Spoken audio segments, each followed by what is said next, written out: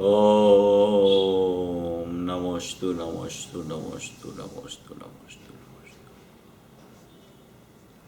नमो लोये श्रोत्रिकाळवर्ति अर्हन्ताणं नमो लोये श्रोत्रिकाळवर्ति सिद्धाणं नमो लोये श्रोत्रिकाळवर्ति आयर्याणं नमो लोये श्रोत्रिकाळवर्ति उवचायाणं नमो लोये श्रोत्रिकाळवर्ति शवशाहुणम् ओंकार बिंदु संयुक्तम नित्यम ध्यायन्ति योगिनः कामदम मोक्षदम चैव ओंकाराय नमो नमः।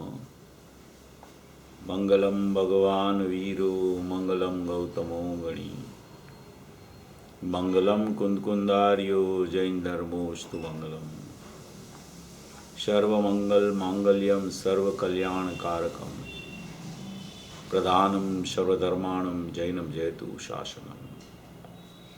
नमः समैशाराय स्वानुभूत्या चकाशते चित्स्वभावाय भावाय सर्वभावान्तरच्छिदे एगो में शाश्वतोपाज्ञान दर्शन लक्षणों शेषा में बाहिरा भावा शवे संयोग लक्षणा मारो सुशाश्वत एक दर्शन ज्ञान लक्षण जीव छे बाकी बधा संयोग लक्षण भाव मुझती बाह्य छे।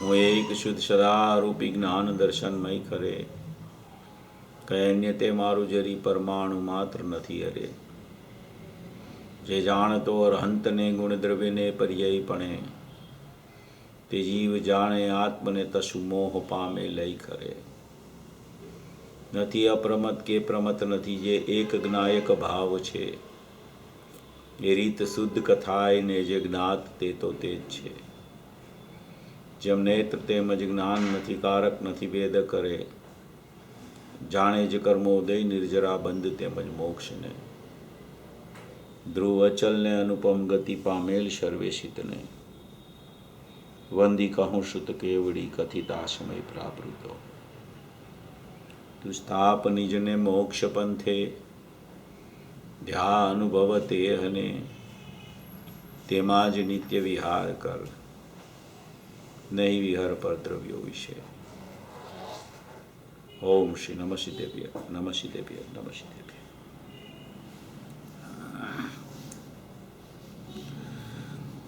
आचार्य श्री अमृतचंद्र आचार्य देव द्वारा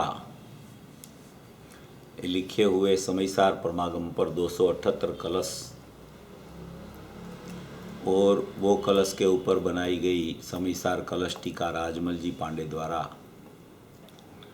उसका 216 नंबर का कलश पर अपनी चर्चा पूज्य गुरुदेव श्री के अक्षरस प्रवचन के आधार से चल रही है। ये 216 नंबर का कलश का एक प्रवचन था। कलश टीका में 240 नंबर का वो पूरा अक्षरस जो गुरुदेव का प्रवचन था उस पर अपना स्वाध्याय बहुत हो गया। एक एक लाइन और एक एक शब्द का अर्थ करके अपन ने उसको पूरा प्रवचन 240 नंबर का कर लिया। अभी 241 नंबर का प्रवचन का जो स्वाध्याय है 216 नंबर के कलश का 5 पेज का है उसका प्रवचन, उसके ऊपर अपना स्वाध्याय शुरू कर रहे हैं। उसमें भी जो 216 नंबर का 240 नंबर का प्रवचन में जो बातें आई उसी को आगे बढ़ाते हुए पूज्य गुरुदेव श्री वो निर्विभाग चेतना वाली बात यहाँ ये प्रवचन में शुरू कर रहे हैं।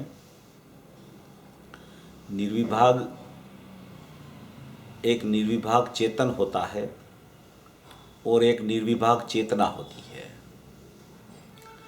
निर्विभाग चेतन होता है वो त्रिकाली द्रव्य कहा जाता है, वो ध्रुव चैतन्य परमात्मा है, वो अखंड वस्तु है, वो ज्ञायक भाव है, वो परिपूर्ण ज्ञान आनंद की मूर्ति है, वो अविनश्वर तत्व है, उसको निर्विभाग चेतन स्वरूप कहा जाता है। निर्विभाग चेतन और उसका स्वरूप माने कि वो निर्विभाग चेतन स्वरूप है। वो ज्ञायक भाव में कोई भेद नहीं पड़ता, कोई विभाग नहीं होता, कोई खंड नहीं होता, कोई भंग नहीं पड़ता, कोई प्रकार से उसके विभाग नहीं हो सकते। ऐसी एक अखंड वस्तु को निर्विभाग चेतन स्वरूप कहा जाता है। वो एक परिपूर्ण सत्ता, ज्ञायक भाव की सत्ता का प्रकार निर्विभाग में आता है। और जब कोई परिणमन की चर्चा चले और परिणमन में भी चेतना की चर्चा चले, अपरिणामी में निर्विभाग चेतन स्वरूप की चर्चा होती है और परिणमन में निर्विभाग चेतना की चर्चा होती है। तो जब चेतना की चर्चा निर्विभाग में चले तो वहाँ भी उसको एक रूप कहा जाता है, वहाँ भी उसको, वो चेतना को अपने में अपने से अखंड कही जाती है। तो वो चेतना में निर्विभाग में वहाँ भी उसको एक रूप भी कह देते हैं। तो वो निर्विभाग चेतना अखंड जो है वो परिणमन रूप चर्चा है, वो ज्ञान दर्शन का परिणमन बताना है। तो ऐसी निर्विभाग चेतना में भी कोई भाग नहीं पड़ता, कोई खंड नहीं पड़ता, कोई उसका एक पर्याय का खंड करके एक खंड पर तरफ चला जाए, या तो एक पर्याय का खंड करके एक खंड स्व तरफ चला जाए, ऐसा वो निर्विभाग चेतना में खंड नहीं पड़ता। ऐसी एक निर्विभाग चेतना भी एक रूप होती है और एक निर्विभाग चेतन भी एक रूप होता है। तो वो निर्विभाग चेतन है, वो ज्ञायक भाव है, वो अपरिणामी सत्ता है, परिपूर्ण सत्ता है, चैतन्य सत्ता है, आश्रयभूत सत्ता है, उपादेयभूत तत्व है। वही ये ध्यान का ध्येय बनता है, वही ज्ञान का ज्ञेय बनता है, वही श्रद्धा का श्रद्धेय बनता है। वो अपरिणामी सत्ता, निर्विभाग चेतन एक रूप सत्ता।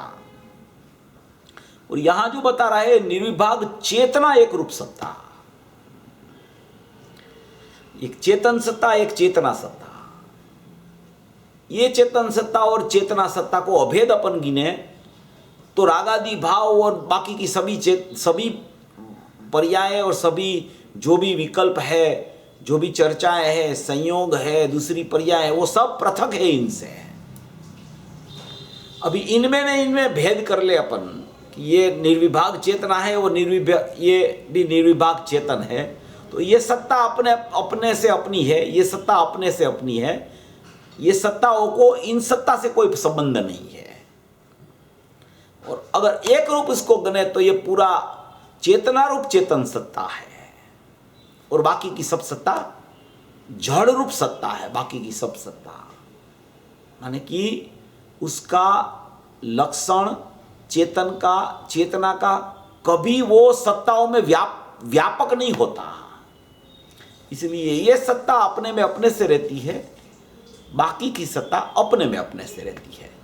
मिलावट कहीं होती नहीं कभी किसी की। मिलावट का प्रकार है ना, सब मान्यता में चलता रहता है। पदार्थों में मिलावट नहीं हो सकती कभी।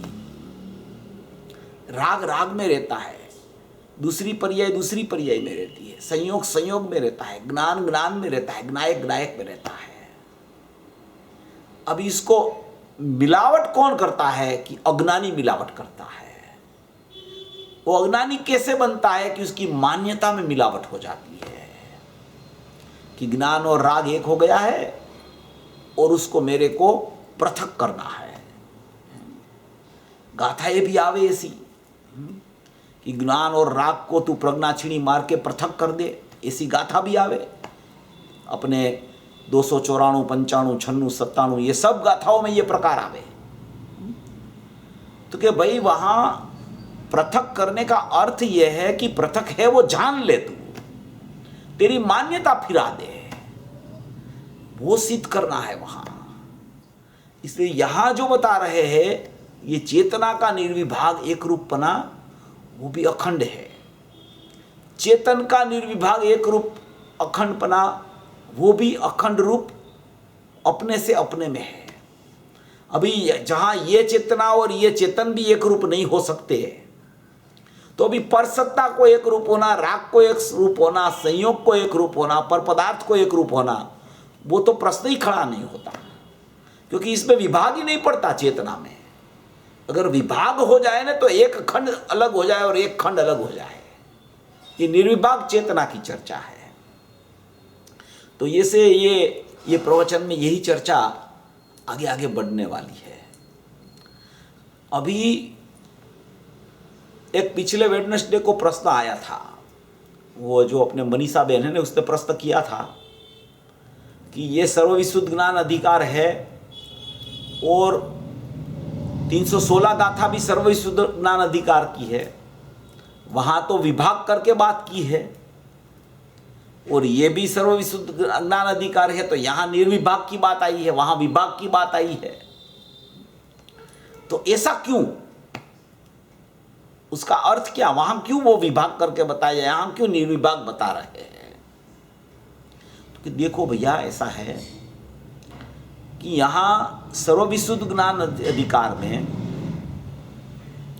बहुत सी गाथाएं कर्ता कर्म के अधिकार के संदर्भ में भी ली गई है। बहुत सी गाथाएं ज्ञान मात्र को सिद्ध करने के लिए भी ली गई है।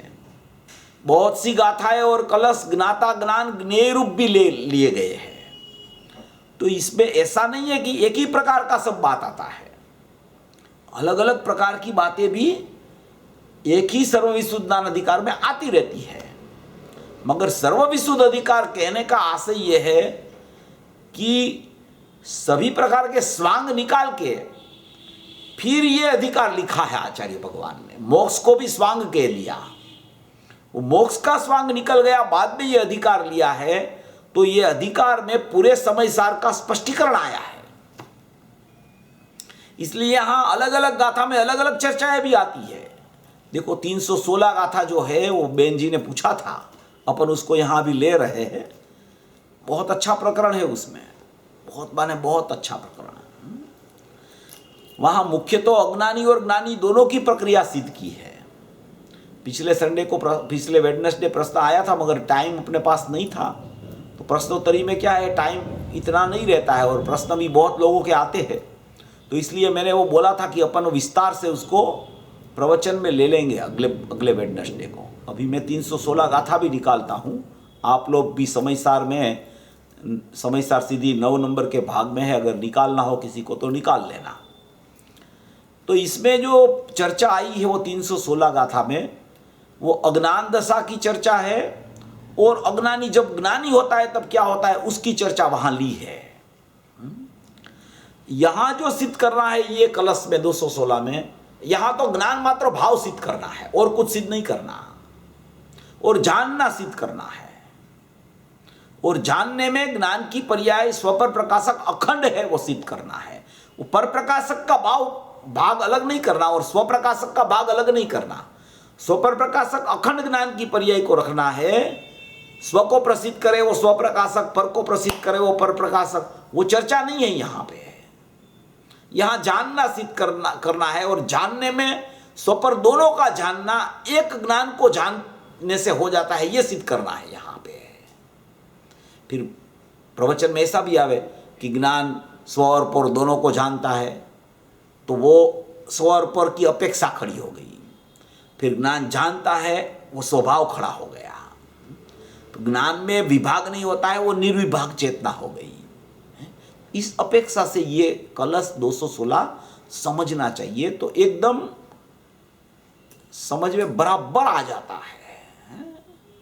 तो ये 316 नंबर की गाथा में वहां तो दर्शन, ज्ञान, चारित्र तीनों लिया है, और तीनों में अज्ञान दशा में क्या परिणमन है, ज्ञान दशा में क्या परिणमन है, ज्ञानी के 2 भाग कैसे हो जाते हैं, अज्ञानी की एकत्व बुद्धि कैसे हो जाती है, वो प्रकरण वहां प्रकृति का स्वभाव सिद्ध करके, प्रकृति माने कर्म की दशा, वो प्रकृति का स्वभाव सिद्ध करके वहां पूरी चर्चा वहां 316 नंबर की गाथा में उठाई है।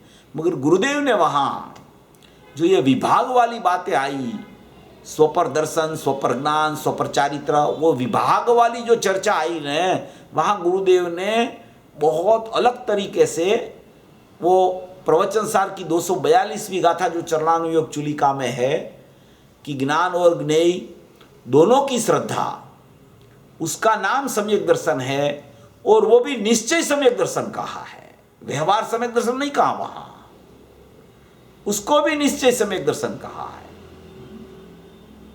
वो ज्ञान प्रधान अपेक्षा से है। मार्ग तो यह है कि भूयतम अस्सी दो खलु समाइठी जीवो, तो वो तो 11वीं गाथा का प्रकरण कि भूतार्थ के आश्रय से ही सम्यक दर्शन होता है, और कोई मार्ग नहीं है, एक ही मार्ग है। आश्रयभूत तत्व एक ही होता है, दो तत्व आश्रयभूत नहीं होता। वहां ज्ञेय और ज्ञान की चर्चा ली है, वहां भी ज्ञान और ज्ञेय की श्रद्धा, वो दोनों की श्रद्धा का नाम सम्यक दर्शन कहा। और प्रश्न उठाया किसी ने कि ये सम्यक दर्शन तो किस टाइप का, तो ये निश्चय है कि व्यवहार है? तो गुरुदेव ने बोला नहीं, ये निश्चय है। ऐसा भी बात आई है वहां पे। देखो कौन सी अपेक्षा कहाँ लगती है और कैसे लगती है, वो समझना बहुत जरूरी है। ये जैन दर्शन के अनेकांतिक मार्ग है ये, मगर अनेकांतिक मार्ग हमेशा सम्यक एकांत पूर्वक होता है। जब तक सम्यक एकांत भूतार्थ का आश्रय नहीं आता, तब सम्यक एकांत नहीं बनता। और भूतार्थ के आश्रय से ही सम्यक दर्शन की प्राप्ति होती है। और उस समय जो सम्यक ज्ञान होता है वो सब जान लेता है। इसलिए वो सम्यक ज्ञान में ज्ञान और ज्ञेय का ज्ञान और आत्मा का ज्ञान, वो एक ज्ञान, उसकी श्रद्धा को भी सम्यक दर्शन बोला जाता है। वो यहाँ 316 नंबर की गाथा में लिया है। उसमें ज्ञेय का ज्ञान और ज्ञायक का ज्ञान, ऐसी ज्ञान की श्रद्धा का नाम, ऐसी श्रद्धा का नाम सम्यक दर्शन। माने उसका मतलब ऐसा नहीं है कि ज्ञान की श्रद्धा का नाम सम्यक दर्शन, उसका मतलब ऐसा नहीं है कि ज्ञान में अहम करके श्रद्धा प्रकट होती है। श्रद्धा दोनों की होती है, माने कि दोनों चीज है, ज्ञेय भी है ज्ञान भी है, वो दोनों है, उसका नाम श्रद्धा है। मगर अहम किसका होता है? तब तो अहम एक शुद्धात्मा का होता है, दो का अहम नहीं होता कभी श्रद्धा में। ये चीज यहां 316 नंबर की गाथा में ये सिद्ध कर रहे हैं, गुरुदेव सिद्ध कर रहे हैं। अपन गुरुदेव का अक्षर अभी पढ़ेंगे अपन, उसमें जो मर्म लिखा है। देखो ये गुरुदेव की बात होती है ना, वो शब्द तो बहुत आते हैं, उसका भाव जब तक पकड़ में नहीं आता ना, तब तक बहुत विकल्प खड़े हो जाते हैं। विकल्प की हार मारा चलती रहती है, और ऐसे ऐसे विकल्प हो जाते हैं कि जैसे एक तरफ एक की श्रद्धा का नाम सम्यक दर्शन और एक तरफ दो की श्रद्धा का नाम सम्यक दर्शन, ऐसा भी शल्य किसी को हो जाता है। ज्ञानी जो होते हैं वो एक बार कहते हैं कि भूतार्थ के आश्रय से सम्यक दर्शन होता है, फिर ऐसा कभी नहीं कहते हैं कि दो के आश्रय से भी सम्यक दर्शन होता है। आश्रय दो का नहीं होता, ज्ञान दो का जरूर होता है। इसमें श्रद्धा और ज्ञान भिन्न पड़ जाते हैं, आश्रय एक का ज्ञान दो का। ये बात यहाँ 316 नंबर की गाथा में देखो। ये प्रवचन शुरू करने से पहले अपन वो 316 नंबर की गाथा देख लेते हैं। भले ये प्रवचन 241 नंबर का शुरू भी ना होवे, और वो चर्चा बहुत इंपॉर्टेंट है, उसको अपन थोड़ा देख लेते हैं, ख्याल में आ जाएगा क्या कहना चाहते हैं वहाँ। देखो ये 316 नंबर की गाथा, ये वो पिछले वेडनेसडे प्रश्न हुआ था, इसके लिए ये प्रकरण अपन उठाते हैं, और प्रयोजनभूत भी है प्रकरण। अपन तो चर्चा कर रहे हैं, यहाँ चर्चा ज्ञान श्रद्धा की, अनुभूति की, ज्ञान की निर्विभाग चेतना की, ज्ञायक की निर्विभाग एक रूप चेतन स्वभाव की, वो चर्चा चल रही है। इसमें राग कहीं नहीं है, पर कहीं नहीं है, ज्ञेय कहीं नहीं है, ऐसी चर्चा यहाँ अपन कर रहे हैं। उस अपेक्षा से ये चर्चा को समझने से पूरा विषय ख्याल में आ जाता है कि सचमुच में गुरुदेव अपन कहाँ खड़े होते हैं और अपने को कहाँ ले जा रहे हैं गुरुदेव, ये पता चलता है इसमें से। ये उस अपेक्षा से ये ख्याल में आ जाता है। देखो यहाँ 316 नंबर की गाथा में थोड़ा एक बार पहले पढ़ लेता हूँ, आप लोग सुनना या आपके पास है समय सार तो वो समय सार सिद्धि 9 नंबर का भाग 378 नंबर के पेज पर मूल गाथा है, 378 पेज नंबर, समय सार सिद्धि भाग 9। उसमें से मैं खोल के पहले मूल गाथा पढ़ लेता हूँ, फिर उसकी चर्चा गुरुदेव ने की है उसको मैं आपके सामने रखता हूँ। अभी इस अर्थ को गाथा में कहते हैं, अज्ञानी वेदे कर्मफल प्रकृति स्वभावे स्थित रही, और ज्ञानी तो जाने उदयगत कर्मफल वेदे नहीं। अज्ञानी तो कर्मफल को प्रकृति का स्वभाव को वेदन करता है, वो अज्ञानी वेदे कर्मफल प्रकृति स्वभाव स्थित रही, प्रकृति स्वभाव में स्थित रह के माने अज्ञानी अज्ञान में स्थित रह के प्रकृति स्वभाव और कर्मफल माने कि कर्म का उदय जो आता है, वो कर्म का उदय के निमित्त से यहाँ रागादि भाव प्रकट होते हैं, उसका वेदन करता हुआ अज्ञानी कर्मफल की चेतना को वेदन करता रहता है। वो उसका प्रकृति का स्वभाव में स्थित रह के वो अज्ञानपणा प्रसिद्ध करता रहता है। और ज्ञानी तो जानता है उसको, अज्ञानी तो वो रागादि भाव का वेदन करता रहता है, और ज्ञानी तो रागादि भाव होता है, कर्म का उदय आता है, उसको मात्र जानता है। अज्ञानी एकत्व बुद्धि करता है और ज्ञानी भिन्नत्व रूप से जान लेता है। ये दो प्रकार है। अज्ञानी की हमेशा एकत्व बुद्धि चलती रहे, ज्ञानी की हमेशा भिन्नत्व स्वरूप चलता रहता है। तो ये दो प्रकार इसमें ये गाथा में बता रहे हैं। ये गाथा में तो अपने को तो थोड़ा ही सिद्ध करना है, मगर अपन तो थोड़ा गाथा पूरी ले ले ना, पता चले अपने को इस पे क्या कहना चाहते हैं।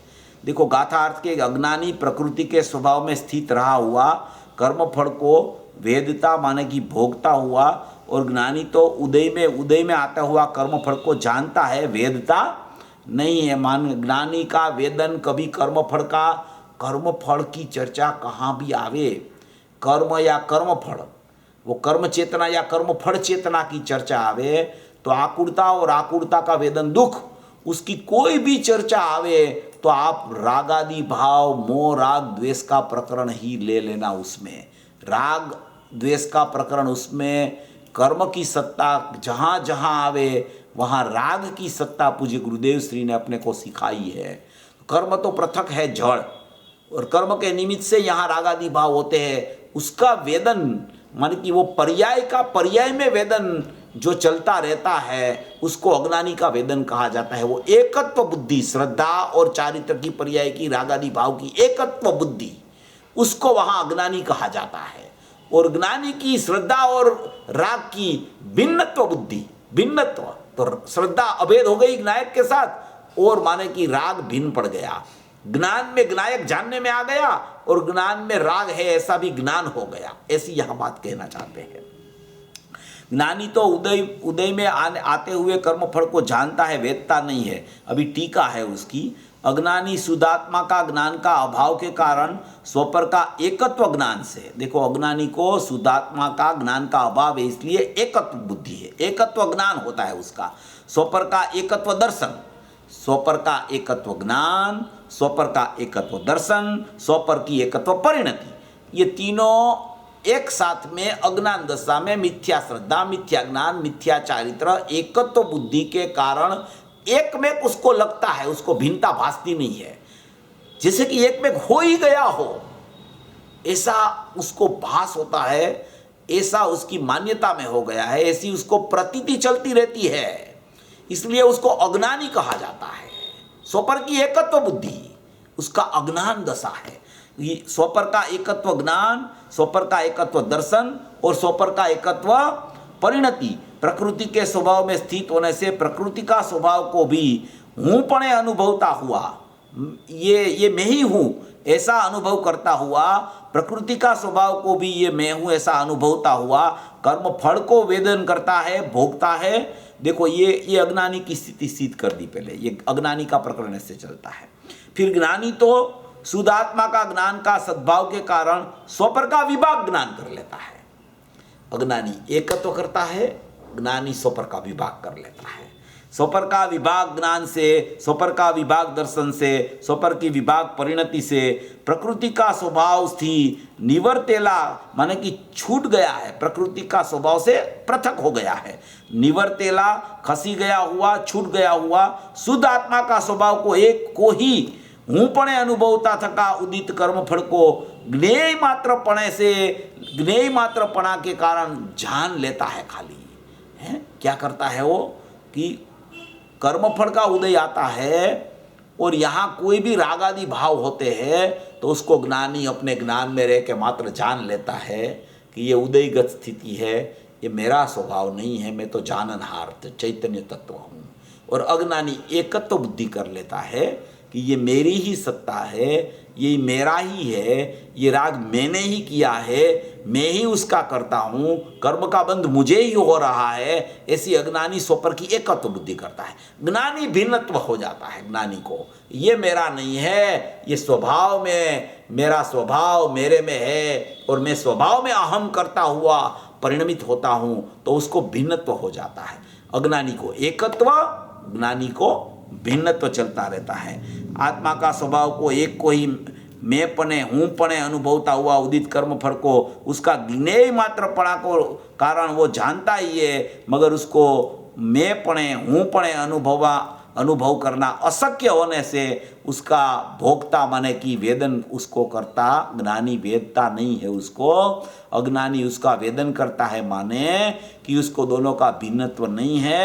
इसलिए एकत्व बुद्धि के कारण उसकी मान्यता में मैं उसका ही वेदन करता हूँ ऐसा भाव उसको प्रकट होता है, वही अज्ञान है। सचमुच में अज्ञानी भी वेदन तो ज्ञान का कर रहा है। ज्ञान में आकुलता ख्याल में आती है तो उसको ऐसा लगता है कि आकुलता का वेदक मैं हूँ, वो सचमुच में ज्ञानी तो अवेदक हो जाता है। तो ये यहाँ बताया स्वपर की एकत्व और स्वपर का भिन्नत्व। अभी वो प्रश्न आया था वो कहाँ से उठा था कि वहाँ जो अपना 216 नंबर का कलश में जो बात आई है वहाँ चेतना निर्विभाग आया है और यहाँ कहते हैं कि वो चेतना का एकत्व हो जाता है और चेतना का भिन्नत्व होता है। तो ये प्रकरण अज्ञानी में से ज्ञानी कैसे बनता है उसकी चर्चा है, वहाँ ज्ञान मात्र भाव की चर्चा है। देखो ये दो अलग अलग बात है। वहाँ ज्ञान मात्र भाव सिद्ध करना है, वहाँ किसी के साथ मिलता नहीं है ज्ञान का विभाग होके। यहाँ ज्ञान मात्र भाव सिद्ध करने में भी वो पर से भिन्नत्व हुआ है इसलिए ज्ञान मात्र भाव है, और वो पर से एकत्व हो जाता है तो उसका अज्ञान भाव है, ये सिद्ध करना है। यहाँ अज्ञानी की अज्ञान दशा और अज्ञान दशा में से वो ज्ञानी कैसे हो गया उसकी ज्ञान दशा यहाँ सिद्ध करनी है। इसलिए ये प्रकरण अलग है और वहाँ प्रकरण अलग है।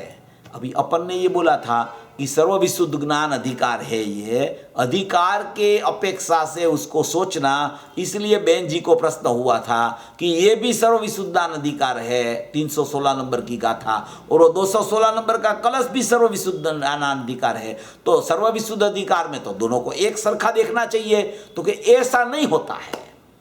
गाथा का प्रकरण जो अनुसार है शास्त्र समयसार अधिकार सर्वविशुद्ध ज्ञान अधिकार, गाथा पृथक पृथक कलश पृथक, उसमें सिद्ध क्या करना है, प्रयोजन की सिद्धि क्या करनी है, अज्ञान दशा अज्ञानी की बतानी है, ज्ञान दशा ज्ञानी की बतानी है कि जानना सिद्ध करना है। ये तीन प्रकरण आते हैं ऐसे। ये दो प्रकरण यहाँ है 316 में, वहाँ जानना निर्विभाग चेतना सिद्ध करनी है तो वहाँ अकेला ज्ञान मात्र भाव सिद्ध करना है, वहाँ कोई विभाग नहीं पड़ता। अपन ने वहाँ भी लिया था कि ज्ञानी हो गया बाद में, वो 481 नंबर का बोल लिया था अपन ने परमागम सार का कि ज्ञानी को दो भाग हो जाते हैं, वो भी लिया था। और वो परिणति वाली बात भी माने कि वो वहाँ अपने वो भी बात ली थी अपन ने अपनी मोक्षबार प्रकाशक में आई बनारसी दास जी की चिट्ठी में, वो परमार्थ वचनिका में, कि ज्ञानी का परसत्तावलंबनशील ज्ञान भी बंध का कारण है। वो भी चर्चा अपन ने पिछले वेडनेसडे ली थी। माने कि सभी बात एक साथ में आ जाती है और वो ज्ञान मात्र भाव सिद्ध करने के लिए वहाँ जब ज्ञानी की चर्चा करनी हो, ज्ञानी के विभाग बताने हो, तो वहाँ वो माने कि एक विभाग अंदर काम करता है परिणति का, दूसरा विभाग बाहर विकल्पात्मक दशा होती है तब चलता है, वो अलग बात है। बाद में ज्ञानी का ज्ञान भी परसत्तावलंबनशील ज्ञान बंध का कारण है, वो भी एक अलग बात है। और 216 कलश में ज्ञान में निर्विभाग जानना सिद्ध करना है, वो अलग बात है। और यहाँ जो सिद्ध करना है वो अज्ञान चेतना और ज्ञान चेतना, अज्ञानी का प्रकरण एकत्व बुद्धि वाला स्वपर की एकत्व बुद्धि दर्शन में, ज्ञान में और परिणति माने लीनता में चलती है, और ज्ञानी को सभी का भिन्नत्व भासता है, वो पृथक पृथक पृथक बात है। यहाँ अज्ञानी ज्ञानी कैसे होता है, अज्ञान दशा चलती है वो अज्ञानी का प्रकरण, और वो ही अज्ञानी ज्ञानी कैसे हो जाता है, भिन्न जानता है, तो ये यहाँ सिद्ध करना है। इसलिए इसमें और वो 216 नंबर का कलश में फर्क है। ऐसा पहली बात तो ये है। और यहाँ अभी जो बात आई है ज्ञानी की और अज्ञानी की, देखो इसमें मैं बहुत एक अच्छा पॉइंट आपको बताना चाहता हूँ। वो पिछले प्रवचन में वो प्रश्न वो नहीं था, वो जो उसका प्रश्न बहन जी का था वो तो अपना समाधान अभी हो गया, अपन ने वो स्पष्टीकरण कर दिया। मगर ये 316 नंबर की गाथा में एक बहुत महत्वपूर्ण बिंदु पूज्य गुरुदेव श्री ने दिया है, क्योंकि ये सब लोग अभी अपन ने ये रेफरेंस 316 गाथा कर लिया तो सब लोग सुनेंगे गुरुदेव की गाथा, और सुनना ही चाहिए। कोई रेफरेंस आवे न, कोई भी रेफरेंस आवे कोई गाथा का, तो एकदम गुरुदेव का प्रवचन निकाल के सुन लेना चाहिए। उसमें क्या गुरुदेव ने कहा है, क्या कहना चाहते हैं, क्या सिद्ध करना चाहते हैं। चेतन भाई ने तो सब बोल दिया, मगर अपन गुरुदेव से तो सुन ले, ऐसा जरूर होना चाहिए। वक्ता तो वक्ता कह देता है, मगर गुरुदेव को सुने बिना वो बात अंदर में श्रद्धा में मजबूताई पूर्वक नहीं बैठती। इसलिए कोई भी गाथा की चर्चा आवे गुरुदेव को जरूर सुन लेना। तो ये यहाँ गुरुदेव ने जो कहा है वो मैं आपके सामने रखता हूँ, बताता हूँ, आप पढ़ना, उसको देखना तो पता चलेगा आपको कि ये क्या कहना चाहते हैं। देखो 381 नंबर का पेज है, 381 नंबर का पेज में ये चर्चा पूरी आई है। उसमें पहला और दूसरा पैराग्राफ में अज्ञानी की चर्चा है कि स्वपर का एकत्व ज्ञान से खुद ज्ञाता उसके साथ राग को मिलाकर स्वपर का एकत्व दर्शन से स्वपर की एकत्व परिणति से प्रकृति के स्वभाव में स्थित होने से, वो तो प्रकृति राग में स्थित है। देखो गुरुदेव कहते हैं प्रकृति माने राग में स्थित है। राग बिना की चीज, राग के अलावा राग बिना की चीज ज्ञाता दृष्टा महासत्ता प्रभु, वो शुद्ध का उसको ज्ञान नहीं है। राग बिना की चीज का उसको ज्ञान नहीं है, इसलिए वो अज्ञानी है।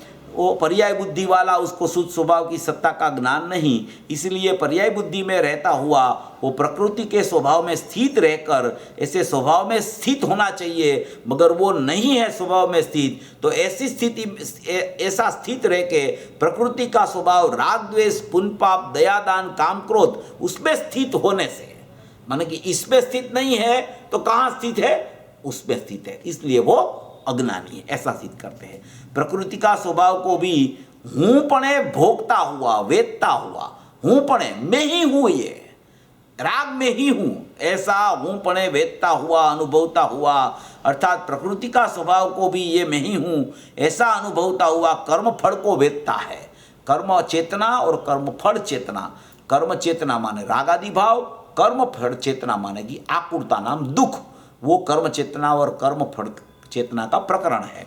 तो वेदता है, कर्म का फल को वेदता है। भगवान चैतन्य का आनंद का फल शांति, ज्ञान चेतना का वेदन उसको नहीं, इसलिए आत्मा का वेदन नहीं, इसलिए कर्म की प्रकृति का वेदन उसको है। प्रकृति, इसलिए प्रकृति के बिना उसका निमित्त से होने वाला स्वभाव कर्म फल को वेदता है।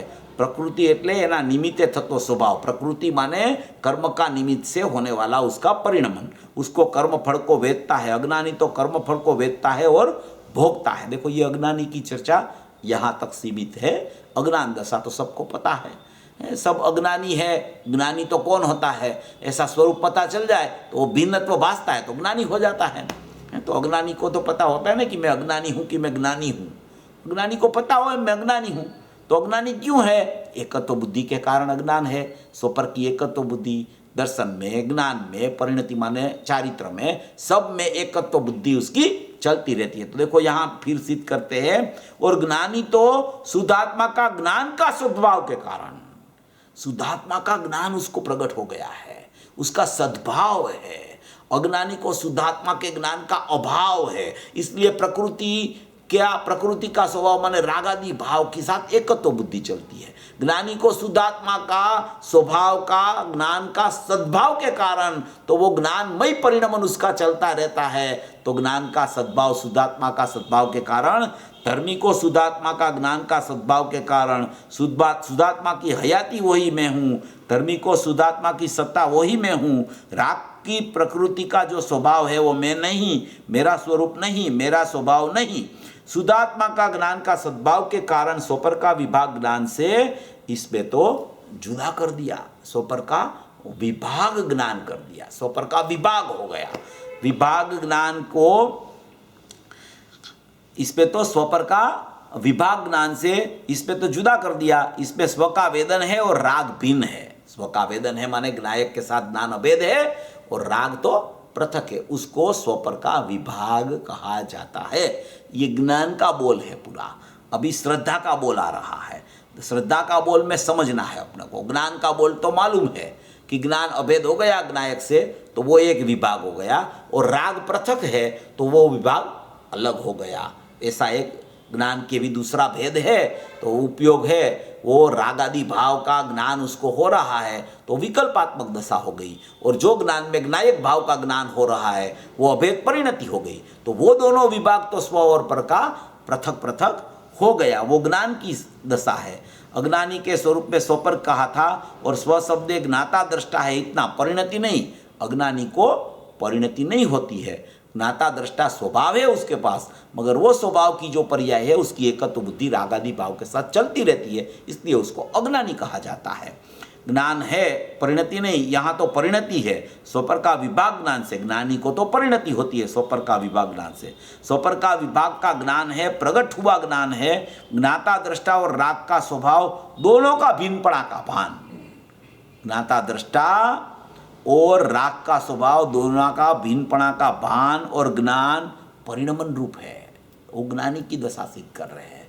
अज्ञानी की दशा एकत्व बुद्धि वाली, ज्ञानी की दशा भिन्नत्व वाली। और ज्ञानी की दशा में ये ज्ञान का प्रकरण आया। अभी वो दर्शन का प्रकरण, श्रद्धा का प्रकरण लेते हैं। देखो वो देखते हैं अपन थोड़ा, ये थोड़ा टाइम हो जाए तो कोई बात नहीं, विषय बहुत अच्छा समझने लायक है, क्योंकि इसमें भी ये विषय में भी भ्रांतियाँ बहुत चलती है। नया नया पहलू भी लोग निकालते हैं इसमें से, इसलिए समझना बहुत जरूरी है।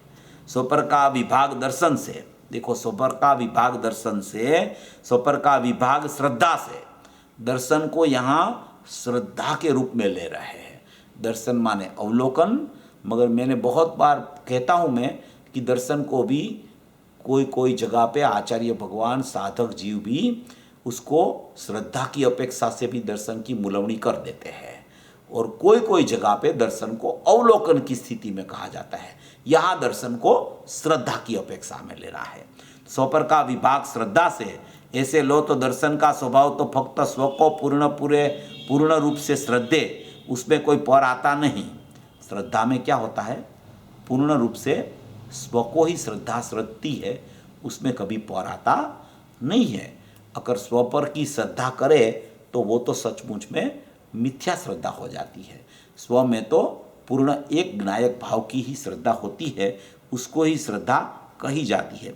मगर यहाँ तो दो लिया है। देखो यहाँ क्या कहते हैं, यहाँ श्रद्धा में यहाँ दो लिया है। ज्ञान प्रधान कथन है। देखो ये मूल बात गुरुदेव ने यहाँ कह दी कि ये दृष्टि प्रधान कथन नहीं है, ये ज्ञान प्रधान कथन है। दृष्टि प्रधान कथन में अकेले आत्मा की श्रद्धा होती है, ज्ञान प्रधान कथन में ज्ञान से बात चलती है, श्रद्धा से नहीं चलती है। मगर ज्ञान से बात चलने पर भी वो ज्ञान को श्रद्धा के साथ अभेद करके ज्ञान प्रधान से ये बात कहने में आती है, ऐसा यहाँ गुरुदेव सिद्ध कर रहे हैं। ज्ञान प्रधान कथन है, इसलिए दोनों लिया है। स्वपर का विभाग दर्शन से, स्व का आनंद का वेदन और प्रकृति उसका जुदा, दो का जुदा दर्शन से श्रद्धा में दो भाग कर दिया। ऐसे समकित का विषय तो एक अभेद 11वीं गाथा में कहा, भूयत्थम अस्सी दो खलु, अकेला भूतार्थ वो समकित का विषय है। यहाँ कहते हैं समकित के विषय में स्वपर का विभाग दो है। देखो ये श्रद्धा तो चतुर्थ गुण स्थान में प्रतीति रूप अभेद हो गई है। अभी श्रद्धा में भाग कहाँ पड़ते हैं? श्रद्धा तो निर्विकल्प होती है, वो तो एक रूप श्रद्धा, आत्मा का अहम उसका नाम श्रद्धा है, और कोई श्रद्धा ही नहीं होती। तो यहाँ क्या कह रहे हैं, समकित के विषय में स्वपर का विभाग दो है। ऐसा सुना नहीं होता है जीव ने, बहुत कम बार आता है ऐसा प्रकरण।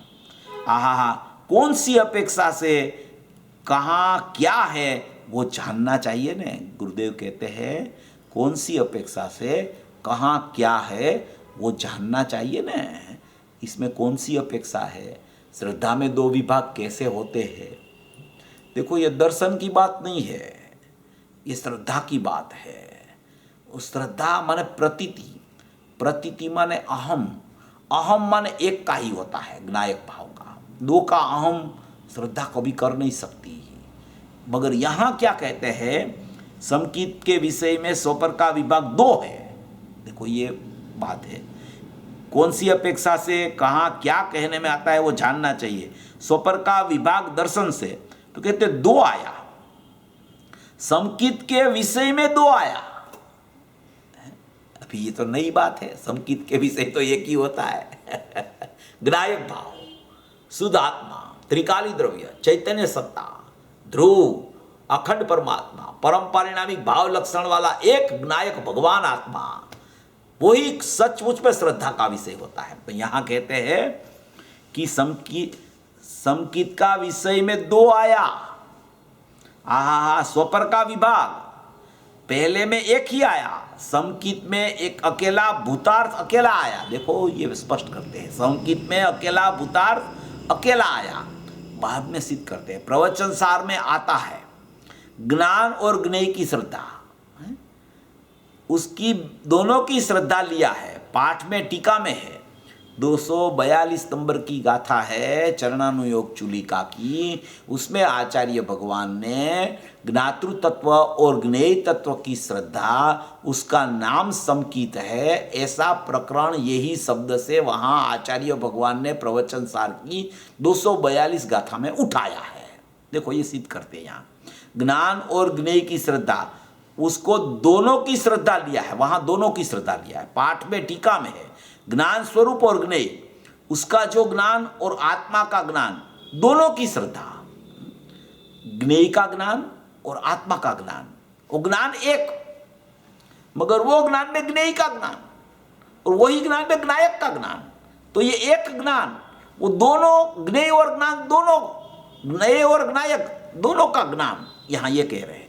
ज्ञान स्वरूप और ज्ञेय, उसका जो ज्ञान और आत्मा का ज्ञान, दोनों की श्रद्धा उसको है। एक जगह श्रद्धा का विषय एक ही दर्शन त्रिकालिक नायक भूतार्थ है ऐसा कहे, एक जगह क्या कहे कि श्रद्धा का विषय एक ही दर्शन त्रिकालिक नायक भूतार्थ है ऐसा कहे, और वहां कहे कि ज्ञान अपना और ज्ञेय, ज्ञान अपना और ज्ञेय उसका ज्ञान, ज्ञान अपना और ज्ञेय उसका ज्ञान, दोनों की श्रद्धा, ज्ञेय का ज्ञान उसकी भी श्रद्धा, अपना ज्ञान उसकी भी श्रद्धा, वो दोनों की श्रद्धा, उसका नाम समकित है ऐसा भी कहे। देखो कहते हैं दोनों की श्रद्धा वो समकित है। आहा, ऐसा है तो श्रोता प्रश्न करता है कि दोनों की श्रद्धा वो निश्चय सम्यक है कि व्यवहार सम्यक है। देखो ये प्रश्न आया, दोनों की श्रद्धा का नाम निश्चय सम्यक है कि व्यवहार सम्यक है? गुरुदेव कहते हैं निश्चय, निश्चय, निश्चय है यह, ये कहते हैं गुरुदेव। कि गुरुदेव बोल रहे, अक्षरश प्रवचन है, पढ़ सुन लेना। गुरुदेव कहते हैं निश्चय निश्चय निश्चय है ये। तो कि दो की श्रद्धा उसका नाम निश्चय कैसे हुए, हमने कभी सुना नहीं। हमने तो एक की श्रद्धा उसका नाम ही समकित सुना है आपके श्रीमुख से हजारों बार, और ये आप कहां से नया निकाल रहे हो? ये गुरुदेव बोल रहे हैं। तो कहते हैं ये स्वपर का विभाग का दर्शन वो निश्चय है, स्वपर का विभाग का दर्शन वो निश्चय है। वहां वो कहा है ज्ञान और ज्ञेय दो की श्रद्धा वो समकित, वो भी निश्चय है, व्यवहार नहीं। देखो ये देखो गुरुदेव कह रहे हैं दो की श्रद्धा, दोनों की श्रद्धा वो भी निश्चय है, व्यवहार नहीं है। उसको व्यवहार नहीं कहा जाता, उसको भी निश्चय कहा जाता है। मगर कहाँ कहा है वो? प्रवचन सार में। क्या कथन है? ज्ञान प्रधान कथन है। किसकी श्रद्धा है? ज्ञेय का ज्ञान और ज्ञायक का ज्ञान, दोनों का एक रूप ज्ञान, उसकी श्रद्धा, उसका नाम सम्यक दर्शन है, उसका नाम सम्यक दर्शन कहा गया है। तो ये बात कैसे अपन बिठाए अपने ज्ञान में, ये बात कैसे बिठानी, इसके लिए ये अपन ने प्रकरण उठाया है। ये बहन जी ने तो प्रश्न पूछ लिया 316 गाथा का, मगर इसमें इतना मर्म भरा है ये गाथा में। देखो फिर पूज्य गुरुदेव श्री, मैं अभी सिद्ध करता हूँ उसको। श्रद्धा एक की ही होती है, ये मैं सिद्ध करूँगा अभी। दो की श्रद्धा भी ज्ञान प्रधान है, वो भी सिद्ध करते हैं अपन, और एक की श्रद्धा क्या है वो भी सिद्ध करेंगे अपन। ज्ञान प्रधान श्रद्धा हो गई, मुमुक्षु बोलते हैं कि ये तो ज्ञान प्रधान श्रद्धा हो गई है। तो गुरुदेव कहते हैं ज्ञान प्रधान कथन में ये आता है, ऐसा ही आता है, ज्ञान प्रधान कथन में आता है, ऐसा ही आता है। वहाँ दोनों का इकट्ठा लिया है, दोनों का भेगा लिया है, माने कि दोनों का साथ में लिया है। ज्ञान पर्याय का स्वभाव है कि जो पर को जाने वो ज्ञान और खुद वस्तु दोनों की श्रद्धा वो समकित है। पर को जाने वो ज्ञान माने कि पर जैसा है वैसा यहाँ ज्ञान होवे, ज्ञेय जैसा है वैसा यहाँ ज्ञान होवे, उसकी श्रद्धा और ज्ञायक की श्रद्धा, वो दोनों की श्रद्धा का नाम को समकित ज्ञान प्रधान कहने में आता है। देखो वहाँ ज्ञान प्रधान कथन में आए ऐसा ही आए है, वहाँ दोनों का इकट्ठा आवे। ज्ञान पर्याय का स्वभाव है कि जो पर को जाने वो ज्ञान और खुद वस्तु दोनों की श्रद्धा वो समकित है, वहाँ ऐसा लिया है। आहा क्या कितनी अपेक्षाओं होवे, लोग को मूंझवण में मुका जाए, कितनी अपेक्षाओं कहाँ कहाँ आती है, लोग मुंझारा हो जाए लोगों को कि अपन समझे क्या इसमें।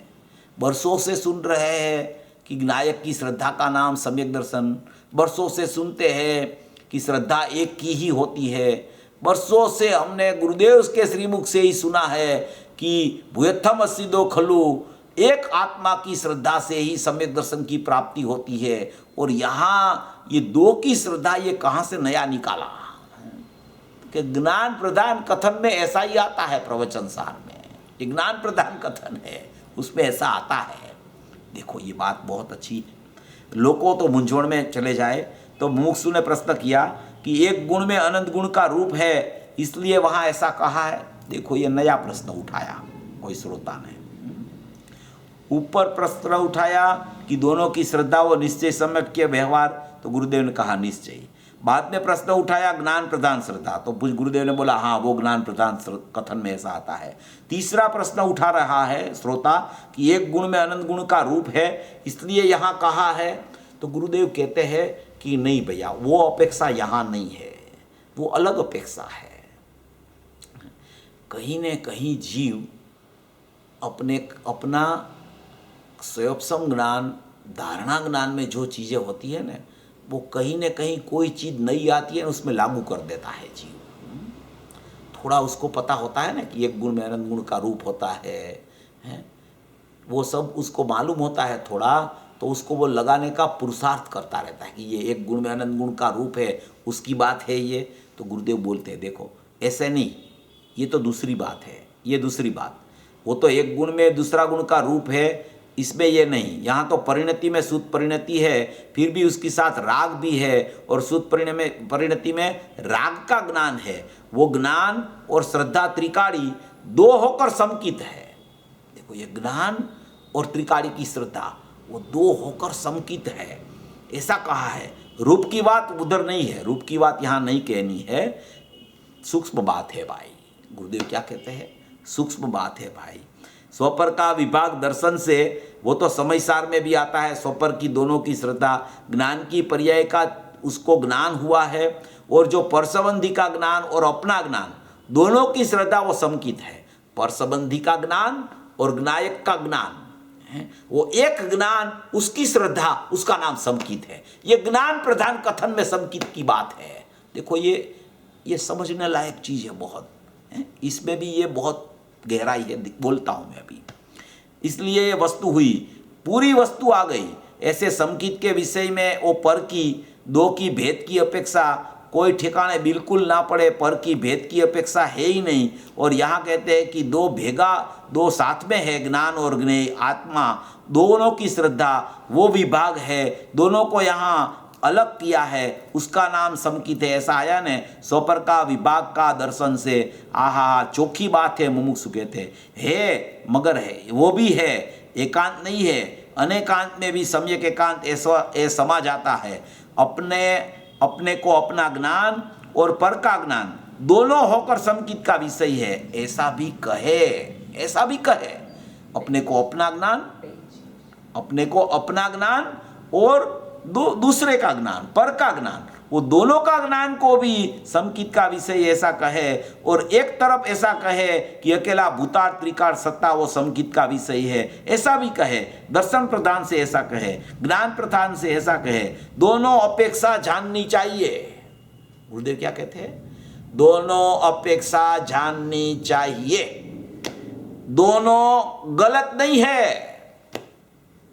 दोनों अपेक्षा जाननी चाहिए, दोनों गलत नहीं है, दोनों यथार्थ है। ये गुरुदेव के वचन है भाई।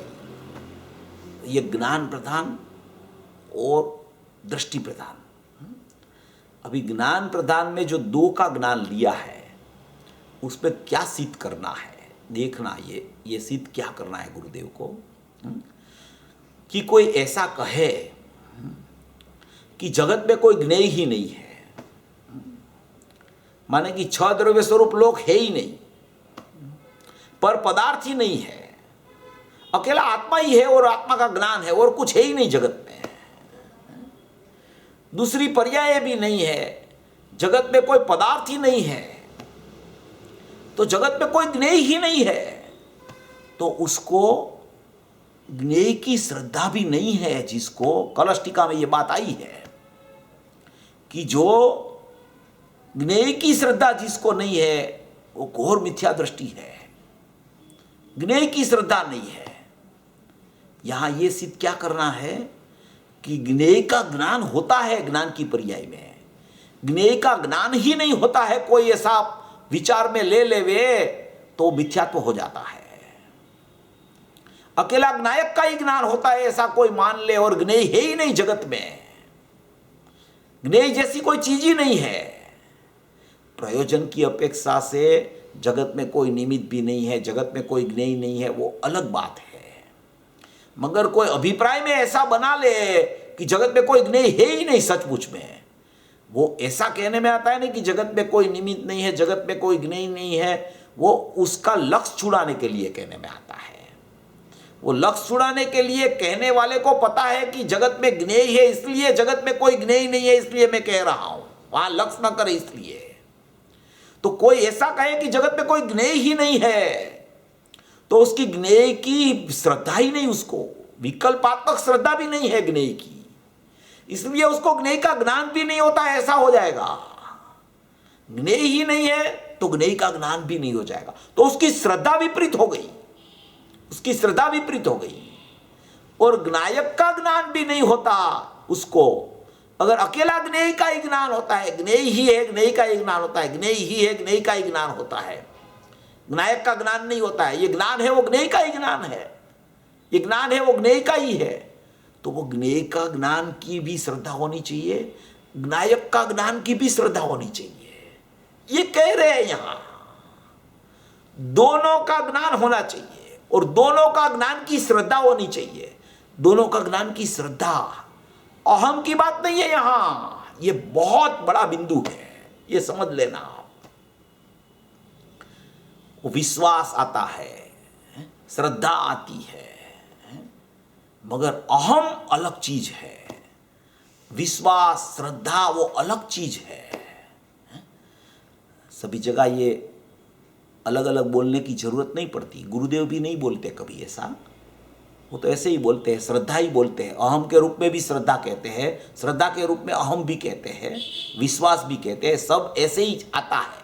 मगर ये जब प्रकरण आया है तब उसको क्या समझना अपने को कि ऐसा दोनों का ज्ञान होवे, वो ज्ञान की श्रद्धा करना कि ज्ञायक की श्रद्धा करना, सम्यक दर्शन होवे कैसे? तो कि अगर तेरे अभिप्राय में ऐसा हो गया कि जगत में एक ज्ञायक है और उसका ज्ञान है और कुछ नहीं है जगत में, कोई ज्ञेय है ही नहीं, अगर तेरी ऐसी अभिप्राय तेरा बन गया तो तुझे ज्ञेय का ज्ञान ही नहीं होगा। ज्ञेय नहीं होगा तो उसका ज्ञान कहाँ से होगा? तो तेरा ज्ञान जो है उसकी जो स्वपर प्रकाशकता है, वो ज्ञेयों का भी ज्ञान यहाँ हो रहा है। वो ज्ञान अपने में अपने से स्वपर प्रकाशक है, मगर स्वपर प्रकाशक का अर्थ ज्ञान है और ज्ञान का अर्थ जानना है, मगर जानने में सब ख्याल आता है। इसलिए अगर ज्ञेय ही न हो और ज्ञेय का ज्ञान ही यहाँ न होता हो और ज्ञान का स्वभाव ही स्वपर प्रकाशक न हो और उसको तू उड़ा दे अगर, तो तेरी श्रद्धा में मिथ्यात्व आ जाता है। यहाँ ये कहना चाहता है। इसलिए ज्ञायक का ज्ञान, ज्ञेय का ज्ञान, वो ज्ञान उसकी श्रद्धा, वो ज्ञान प्रदान श्रद्धा, उसका नाम सम्यक दर्शन माने ज्ञान प्रदान श्रद्धा में जो आ गया उसका अहम ज्ञायक पर चला जाता है, पर से व्यावृत हो जाता है। अहम तो एक का ही होता है, अहम कभी दो का नहीं होता। पर्याय एक है श्रद्धा की, दो में अहम नहीं कर सकती। या तो वो ज्ञान में अहम करे या तो वो ज्ञायक में अहम करे। हाँ, ज्ञान की श्रद्धा होवे, ज्ञान का विश्वास होवे, ऐसा ज्ञान का स्व और पर का प्रतिभास वाला एक ज्ञान का जानना स्वभाव है, ऐसा होवे, ऐसी श्रद्धा न होवे तो वो श्रद्धा का परिणमन ज्ञायक में अहम ही नहीं कर सकता। मगर यहाँ तो ज्ञान प्रधान समकित कह के ये ज्ञान की श्रद्धा का नाम ही समकित कह दिया। उसका मतलब ये है कि ज्ञेय की श्रद्धा का नाम समकित नहीं है। ज्ञेय संबंधी ज्ञान और ज्ञायक संबंधी ज्ञान, उसकी श्रद्धा, वो श्रद्धा वाला जीव है, उसको ज्ञायक में अहम हुए बिना रहता ही नहीं। इसलिए यहाँ ज्ञान प्रधान समकित और श्रद्धा प्रधान समकित, ऐसा दो विभाग करके यहाँ ये पूरा चित्र यहाँ पूज्य गुरुदेव श्री ने खड़ा किया है कि कोई ऐसा ही समझ ले कि जगत में कोई ज्ञेय है ही नहीं और ज्ञेय का ज्ञान ही नहीं होता है, तो ज्ञेय का ज्ञान और ज्ञायक का ज्ञान, ऐसा वहाँ ज्ञातृ तत्व और ज्ञेय तत्व, ऐसा प्रवचन सार 242 गाथा मूल गाथा में लिया है। वो ज्ञातृ तत्व और ज्ञेय तत्व की श्रद्धा, उसका नाम समकित, ऐसा लिया है वहाँ। उसका अर्थ ये है कि ज्ञान में कुछ जानना बाकी रह जाए, उसका जाननहार स्वभाव में कुछ बाकी रह जाए, तो ऐसी श्रद्धा जिसकी है उसको समकित हो ही नहीं सकता। इसलिए ज्ञान प्रधान से ज्ञान को भी देख ले जीव तो वो अंश ज्ञायक का है, तो वो श्रद्धा में ऐसा नहीं होता कि वो श्रद्धा ज्ञायक में अहम नहीं कर सकती। ऐसा जो जिसको विश्वास आ गया ऐसे ज्ञान का कि ये ज्ञान में स्व का और पर का दोनों का ज्ञान हो रहा है और वो ज्ञान मात्र वस्तु है, वो ज्ञान मात्र स्वभाव है, ज्ञायक भाव मात्र स्वभाव है, और ज्ञान मात्र में उसको जो विश्वास आ गया तो उसका अहम ज्ञायक में हुए बिना रहेगा नहीं, और ज्ञान मात्र की श्रद्धा को ही समकित बोल दिया तो वो समकित का अर्थ है वो ज्ञान प्रदान कथन से उसको वहाँ समकित भी कहने में आता है। और वो निश्चय क्यों कहा? क्योंकि वहाँ कोई ज्ञान में भेद नहीं पड़ता ज्ञेय का और ज्ञायक का, इसलिए ज्ञान मात्र को भी यहाँ निश्चय कहने में आया है। ऐसी बहुत सुंदर चर्चा ये 316 नंबर के प्रवचन में पूज्य गुरुदेव श्री ने उठाई है।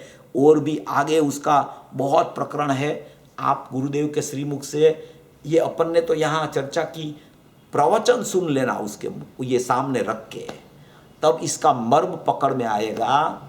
श्रद्धा, प्रतीति और अहम, उसमें क्या फर्क है? दोनों की श्रद्धा का अर्थ क्या है कि कोई ज्ञेय को मानना ही बंद कर दे कि जगत में कोई ज्ञेय है ही नहीं, अकेला ज्ञायक ही है और कुछ है ही नहीं, तो ऐसा नहीं होता। इसलिए उसका भी ज्ञान होना चाहिए, इसका भी ज्ञान होना चाहिए। ये पर लक्ष्य वाला ज्ञान अलग, पर सापेक्ष वाला ज्ञान अलग, और ज्ञान मात्र जानना वो अलग। इसमें तो यहाँ जानना सिद्ध करना है, मगर जानने में जानना स्वपर प्रकाशक होने से, जानना स्वपर प्रतिभासमय होने से, जानना सबका होता है, उसी को ही ज्ञान बोला जाता है। ऐसी यहाँ ये बात सिद्ध करनी है। थोड़ा अपन ने जल्दी से लिया है क्योंकि ये पूरा करना था एक स्वाध्याय में। बहुत अच्छा प्रकरण है ये इसमें ऐसा भी किसी को हो जाए ना कि विज्ञान की श्रद्धा करो समकित हो जाएगा, तो कि कोई दोष नहीं है तेरा, कोई दोष की बात नहीं है यहाँ, मगर वो ज्ञान है ना, वो भेद है, अहम की बात नहीं है वहाँ। अहम नियम से अभेद का होता है। श्रद्धा और विश्वास ज्ञान का भी होता है, क्योंकि ज्ञान में सब ज्ञेयों का ज्ञान हो रहा है, ऐसा ज्ञान का भी परिणमन है। ऐसा ज्ञान कोई ज्ञान है ही नहीं, ज्ञान सब झूठा ही है, ऐसा नहीं है कि अकेला श्रद्धा का विषय और श्रद्धा ही है और कुछ है ही नहीं जगत में, तो कि ऐसा नहीं है भैया। अपेक्षाएं बहुत होती है, अपेक्षा ज्ञान भी सम्यक जब तक नहीं होता तब तक निर्विकल्प सम्यकत्व का उत्पाद नहीं हो सकता। इसलिए गुरुदेव को बार बार सुनना पड़ेगा जीव को।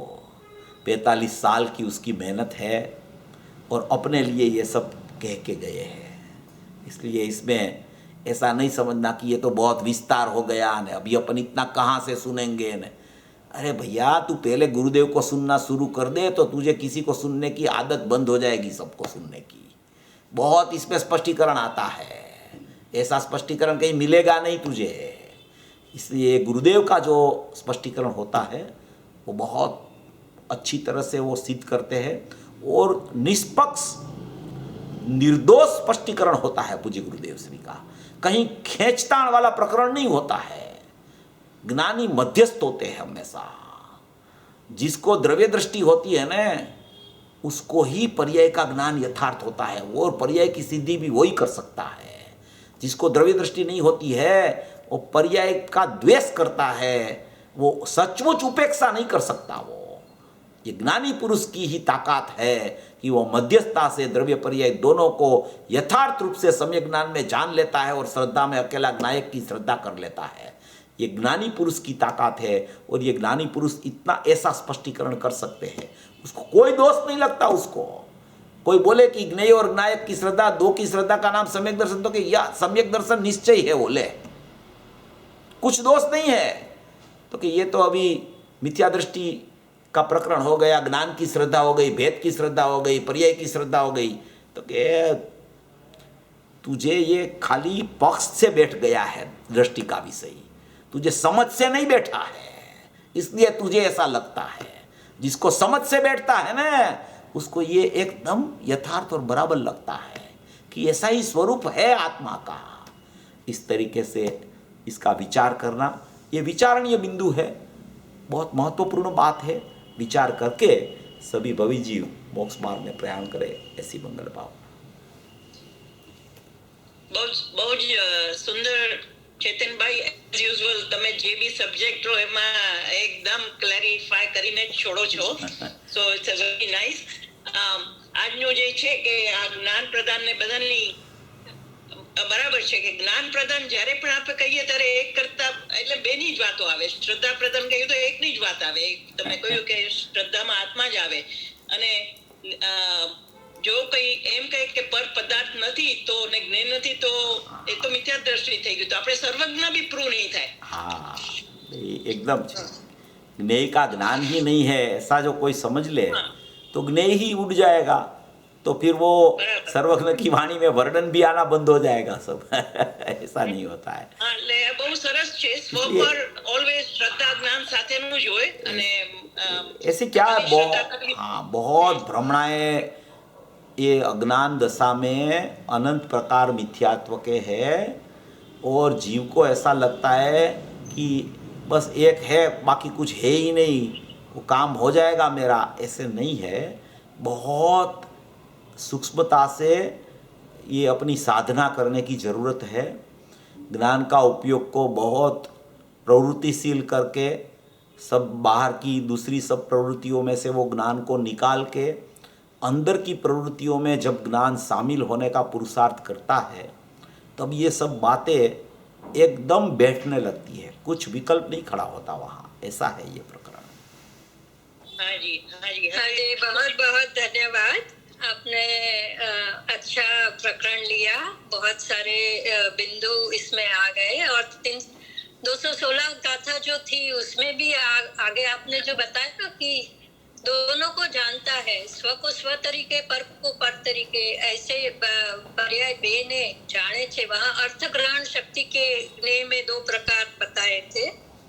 और यहाँ ये प्रश्न नहीं, पर ये जो बात मुझे भी जब मैंने सुना ना तो नहीं लगी एकदम, कि यहाँ निश्चय सबकी कह दिया है दो पर का जो स्व पर का ज्ञान को, और कलश में ही एक दूसरी जगह अभी मुझे वो अभी मिल नहीं रहा है, मैंने वो भी हाईलाइट करके रखा है। नेक्स्ट टाइम मैं वो भी थोड़ा क्लैरिटी वहाँ भी करना चाहती हूँ। बोलना आप कर लेंगे, कोई बात नहीं, बोलना आप, कोई बात हाँ हाँ हाँ, बहुत बढ़िया।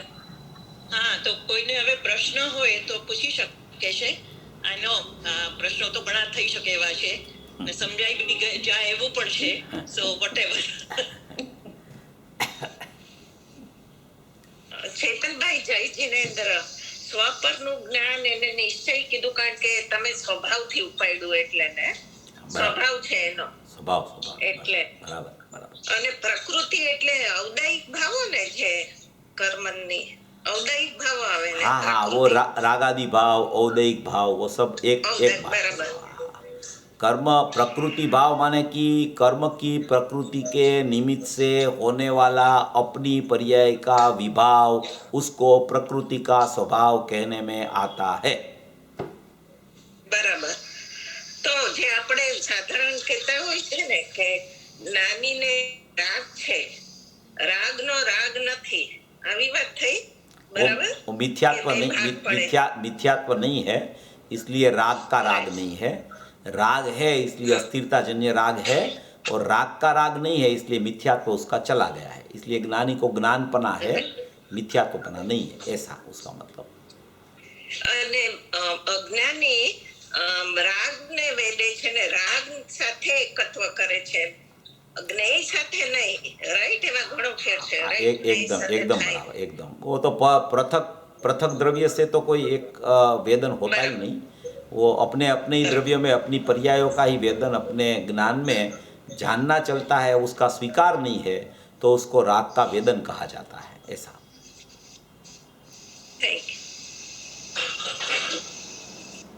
એટલે એક બાજુ સ્વપરની શ્રદ્ધાની આપણે વાત કરી, એક બાજુમાં પરિણતિમાં શુદ્ધ પરિણતિ કે જેમાં રાગ પ્લસ રાગ સંબંધીનું જ્ઞાન, તો એમાં એ ચારિત્ર અપેક્ષા આવી ગયું, એક શ્રદ્ધા અપેક્ષા આવી ગયું ને જ્ઞાન તો છે જ. एकदम तीनों बात इसमें ये गाथा में बहुत अच्छी तरह से लिया है। 316 गाथा में बहुत प्रकरण अच्छा है, बहुत। હા સરસ. ને અહીંયા જે છેલ્લું તમે વાંચ્યું નથી પણ હું મારી સામે બુક છે એટલે કહું છું કે અનેકાંતમાં પણ સમ્યક એકાંત એવો સમાઈ જાય છે. हाँ, वो वही આના ઉપર એન્ડમાં છે. हाँ, मैंने पढ़ा था वो। हाँ, शुरू में ही बताया था आपने। नहीं, वो बाद में भी ये पढ़ा लाइन मैंने, मगर इसमें क्या है कि अनेकांत में भी सम्यक एकांत समा जाता है। उसका अर्थ ये है कि अनेकांत समझ में आ जावे तो अनेकांत समझ में इसको ही आता है कि अंदर में सम्यक एकांत जिसको समझ में आ गया हो तो अनेकांत में सम्यक एकांत समा जाता है अंदर में, ऐसा।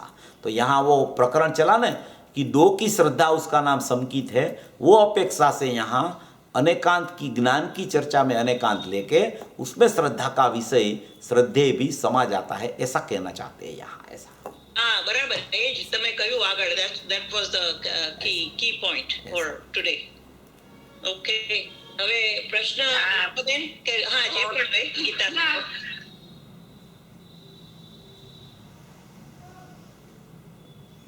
હા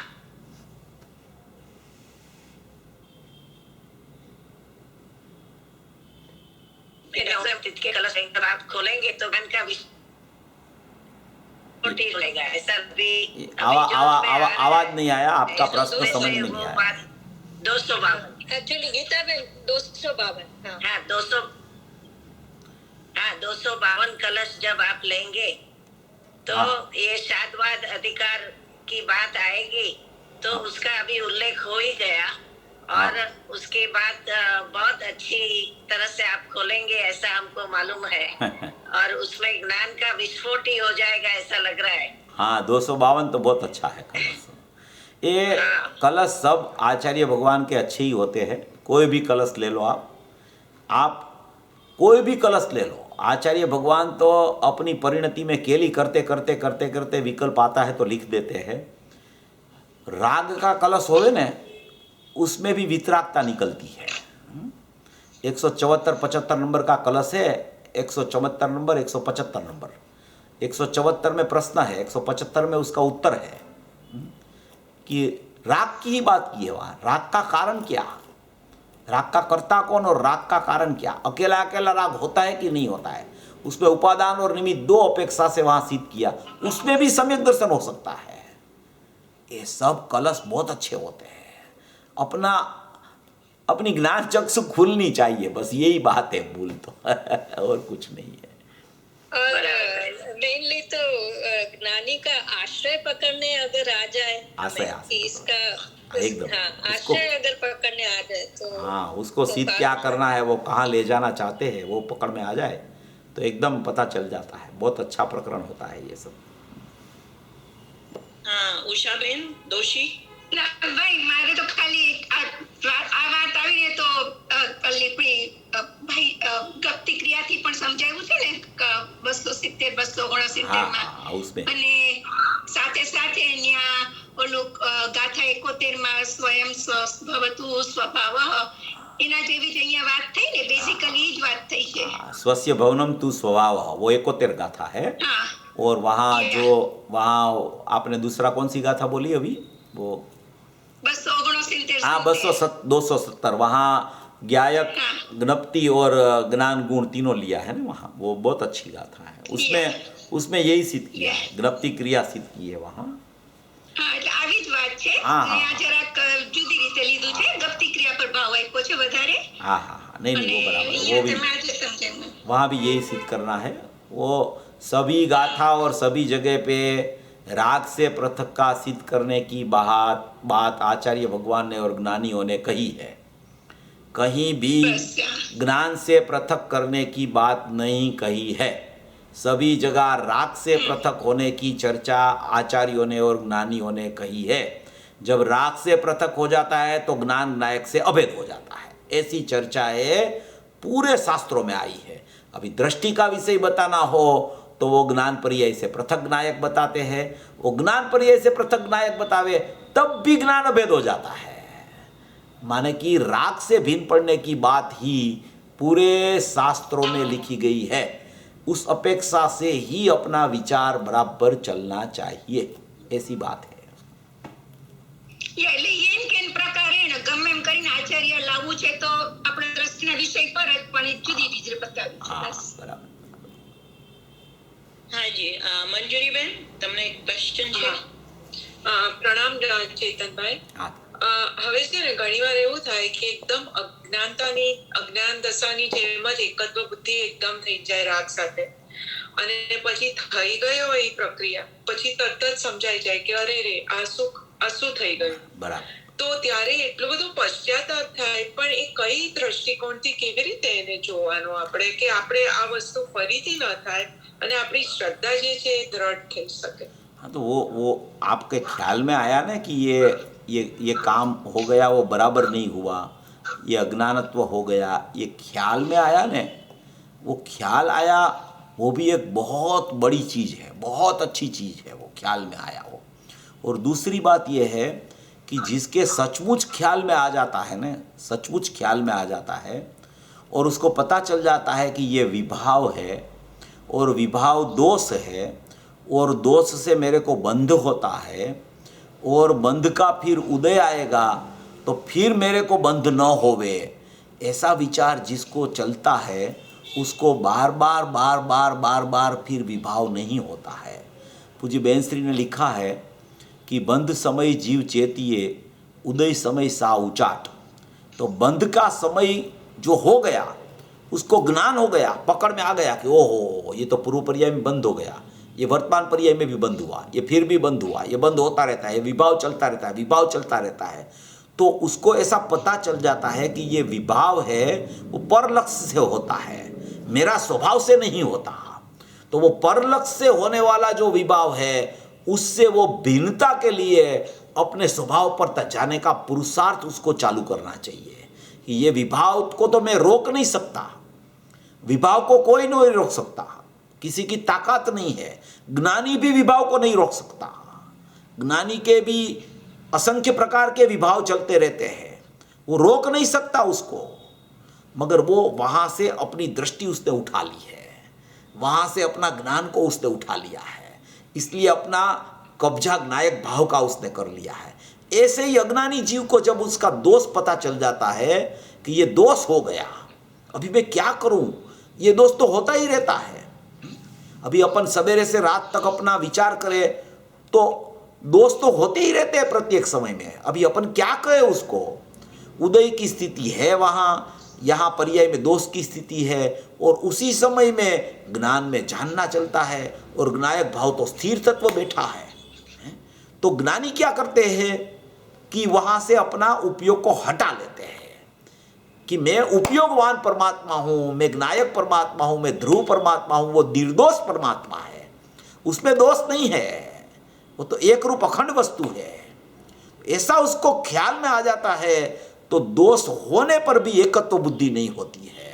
वो क्या होता है कि दोष का भी सही ज्ञान होने लगे ना, दोष का सही ज्ञान होने लगे तो वो ज्ञान में पता चल गया कि ये दोष है, तो वो दोष से ज्ञान जुदा होने का पुरुषार्थ चलने लगता है उसको, क्योंकि दोष पृथक वस्तु है, ज्ञान पृथक वस्तु है।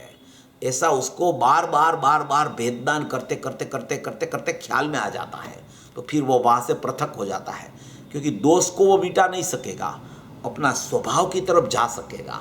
इसलिए दोष को देखना बंद करेगा जब, पर्याय की चक्षु जब बंद कर देगा, पर्यार्थिक चक्षु जब बंद करना सोचेगा और द्रव्यार्थिक चक्षु जब खोलना उसकी शुरू हो जाएगी, तो ज्ञान दिखेगा, और ज्ञान का भेद से भी निकल के वो नायक उसको दिखने लगेगा, तब वो विभाव से पृथक हो जाएगा। इसलिए दोष को दूर करने का पुरुषार्थ नहीं करना है, दोष को जान के वहाँ से दृष्टि उठाना है उसको। और दोष को मैं कुछ नहीं कर सकता, मैं रोक नहीं सकता, मगर मेरा उपयोग को मैं वहाँ से उठा के मेरा ज्ञायक की तरफ ले जा सकता हूँ कि मेरा ज्ञानमयी परमात्मा मैं हूँ, ऐसा वो पुरुषार्थ करके कर सकता है। इसलिए इस तरीके से भेददान का प्रकार करना चाहिए अपने को। તો ત્યારે આપણે શાસ્ત્રનો સહારો લઈને કરી શકીએ, કારણ કે હજી અનુભવ સુધી પહોંચ્યા નથી આપણે. કરી શકાય. શાસ્ત્ર જ એક અવલંબન છે, પાછું દ્રવ્ય સ્ત્રોત છે એ અવલંબન છે, પણ દ્રવ્ય સ્ત્રોતમાં જે આત્મા બતાવે છે કે આવો આત્મા છે, તારું આવું જ્ઞાન છે, તું આવી રીતે ભેદજ્ઞાન કર, એ શાસ્ત્ર વાંચતા વાંચતા વાંચતા વાંચતા એવી કોઈ પ્રક્રિયા ચાલુ થઈ જાય છે, શાસ્ત્રમાં રહી જાય છે, જ્ઞાન ત્યાંથી ઉઠી જાય છે, અને જ્ઞાન જેનું છે ત્યાં દરવાજા પાસે જઈ અને સીધું એના ઘરમાં ચાલ્યું જાય છે। એવી કોઈ પ્રક્રિયા શાસ્ત્રના દ્રવ્યશ્રુતના સહારાપૂર્વક પણ ભાવશ્રુતમાં આવીને જીવ આત્મા તરફ ચાલ્યો જાય છે, એવી પણ પ્રક્રિયા છે। એ તો જ્ઞાનીઓ કહે છે કે ભાઈ તારો ઉપયોગ બારમાં બહુ ચાલતો હોય, વિભાવમાં ચાલ્યો જતો હોય, તો તું પછી શાસ્ત્રનું અવલંબન લે, દેવગુરુ શાસ્ત્રનો સહારો લે, અને ત્યાંથી પછી એના સહારાપૂર્વક તું તારા આત્માનું સ્મરણ કરીને આત્મામાં જવા માટેનો પુરુષાર્થ કર। તો આપણી પાસે શરણ તો અંદરમાં આત્મા છે અને બહારમાં દેવશાસ્ત્ર ગુરુ છે, એના સિવાય તો કોઈ શરણ છે નહીં। એટલે એ વાત બરાબર છે, એવી રીતે પણ આપણે શાસ્ત્રનો સહારો લઈ અને આપણા નાયકમાં જઈ શકાય છે। બરાબર છે। મનીષાબેન, તમને ક્વેશ્ચન છે? હા, ના ક્વેશ્ચન કરતા પણ જે હમણાં दोष પોતાનો अपना जो दोष अपने को पकड़ में आया और आपने कहा ये भी बहुत बड़ी बात है, वहां तक अगर हम पहुंच गए हैं, पर यहाँ कई बार ये होता है कि दोष का बचाव कर लेते हैं हम कि ये तो होता है, क्रमबद्ध में आया है तो ये हो जाता है। तो अगर इसको यानी वो भी अभी पकड़ने में आती है वो भूल भी, कि ऐसी भूल भी ना करे, कुछ कर तो नहीं सकते हम वो प्रकृति को, पर अगर बचाव करे तो हम वापस वो तो क्या है, ये क्या होता है कि आत्मार्थी का लक्षण होता है, एक आत्मा का जो अर्थी है, जिसको आत्मा चाहिए, उसका एक लक्षण होता है कि कहीं जगह पे अपना दोष जो चलता है न, उसको छुपाता नहीं है वो, और एकदम अंदर में उसको पता चल जाता है कि ये दोष ही चल रहा है। उसमें अगर वो स्वच्छंदता करने लगे तो वो आत्मार्थी नहीं है, वो आत्मार्थी नहीं है वो, क्योंकि दोष है वो तो दोष है, वो मेरा ही है और मैं ही उसका करता हूँ। इतना तो उसको एकदम ख्याल में आना चाहिए, और ये बार बार दोष का प्रकरण न आवे उसके लिए पुरुषार्थ उसको करना ही चाहिए।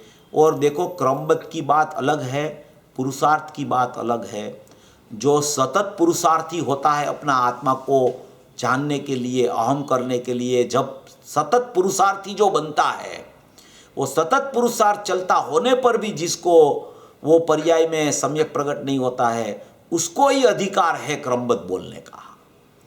ऐसे न ऐसे क्रमबद्ध बोलने लगे, ऐसा क्रमबद्ध आचार्यों ने और ज्ञानियों ने नहीं कहा है। क्रमबद्ध का फल अकर्ता स्वभाव बताया गया है, इसलिए जिसको क्रमबद्ध बैठता है वो तो सीधा अकर्ता स्वभाव में जाता है। इसलिए बार बार क्रमबद्ध को आगे नहीं करना चाहिए कि भी दृष्टि का विषय तो शुद्ध है, पर्याय में क्रमबद्धता है तो भी पर्याय को भूल जा तू, बस एक ही है, ऐसा नहीं होता है एक ही है, शुद्ध ही है, त्रिकाली द्रव्य ही उपादेय। इसको जानने की, इसको मानने की कि इसके में इस पे पुरुषार्थ करके कुछ वो पलटा नहीं सकता, मगर पुरुषार्थ करके अपने में जा सकता है। अपने में नहीं जाएगा तब तक दोष खड़ा होगा, और वो दोष का ज्ञान भी बराबर उसको होना चाहिए कि ये दोष मेरा है, मेरे में चल रहा है, कोई दूसरा उसका करता नहीं है, दूसरा जीव नहीं कराता है, कर्म भी कराता नहीं है, मेरा अज्ञान से ही मेरा दोष प्रवृत्तिशील है। इतनी तो आत्मार्थी की पूरी जवाबदारी है, और उसी को आत्मार्थी कहा जाता है। अगर ऐसी स्वच्छंदता में चला जाए तो संसार एकदम खुला है, संसार का दरवाजा, चारों गति का परिभ्रमण चलता ही रहेगा, उसमें बचेगा नहीं फिर वो। इसलिए पूज्य बहनश्री ने बहुत सी जगह पे इसमें ये रेड लाइट कर दी है कि भाई तू पुरुषार्थ को आगे कर, अकेला क्रमबद्ध को आगे मत करना। क्रमबद्ध किसके लिए है? जो पुरुषार्थी है उसके लिए क्रमबद्ध है, और जो क्रमबद्ध का स्वीकार करने वाला है उसकी नियम से दृष्टि द्रव्य पर चली जाती है। तो वो दृष्टि द्रव्य पर नहीं गई तो समझ लेना कि क्रमबद्ध का भी वास्तविक स्वीकार नहीं आया उसको। क्रमबद्ध का वास्तविक स्वीकार वाले की दृष्टि द्रव्य पर चली जाती है। इसलिए ये स्वच्छंदता का मार्ग नहीं है, आत्मार्थ का मार्ग है। इस तरीके से विचार जीव को करना चाहिए। चेतन भाई, उसका मतलब ये है कि जो आत्मार्थी है, पुरुषार्थी है, वो भले दोष को और विभावों को कुछ कर न सके, लेकिन उसके दोष और विभाव कम होते जाते हैं।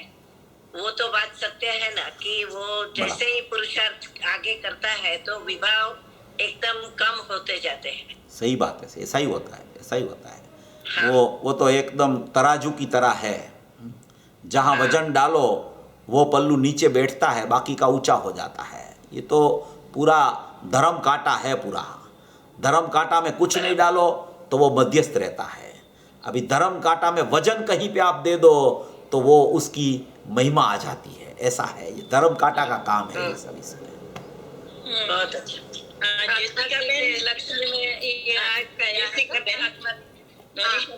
જેસિકા બેન કે જેનો બી ક્વેશ્ચન પૂછી લો ને આપણે ત્યાં એન્ડ કરશું પછી એમના પછી. ના, મારે તો એ પ્રતિભા આપો તો કે આ ચૈતન્ય સત્તા છે પોતાની, એમાં જીવનું કાર્ય છે, એટલે ત્યાં જ અકર્તા ભાવ સિદ્ધ થઈ જાય ને ત્યારે જ क्रमबद्ध सिद्ध થાય ને। चैतन्य सत्ता है, वहाँ ही जीव का कार्य है। जीव का कार्य पर्याय में है, चैतन्य सत्ता है वो द्रव्य सत्ता है।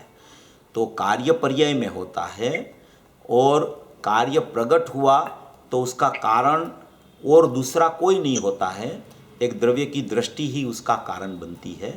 तो वो उसको पता चल गया कि ये पर्याय तो अपने में अपने से स्वयं सिद्ध होती ही रहती है, मेरे को कुछ उसमें करना नहीं है, मैं तो जानन देखनहार हूँ। ऐसा पुरुषार्थ उसको चलने लगे तो सम्यक की पर्याय आ जाती है। उसका नाम ही चैतन्य की सत्ता का स्वीकार करके सम्यक प्रकार से कार्य आ गया, ऐसा कहने में आता है। इस तरीके से ऐसा। हाँ, मनीषा बेन તમને કઈ છે કેવું? ના ના, I was just supporting કે આત્માર્થીના લક્ષણમાં બધું આવી જાય છે ને, પેલું કશાયની શાંતતા માત્ર મોક્ષ વિલાસ ભવે કે। ઓકે, તો પછી આપણે અહીંયા લઈ લઈએ Jinvani. Thank you very much. अहो उपकार जिनवरनो कुंदनो ध्वनि दिव्यनो जीन कुंद ध्वनि आप्या अहो आ गुरु काननो जीन कुंद ध्वनि आप्या अहो आ गुरु राजनो जावाणी के ज्ञान से सूझे लोकालो सोवाणी मस्तक नमो सदा द्वैत नववार नमस्कार मंत्र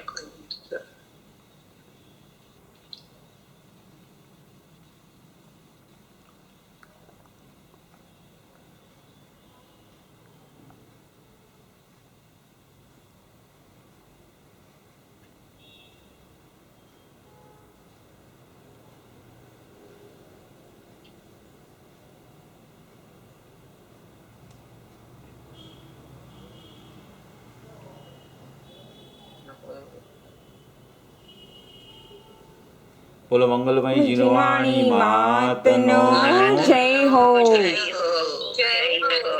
परम कृपाळु अनंत अनंत अनंत उपकारी श्री सद्गुरुदेवनो जय हो।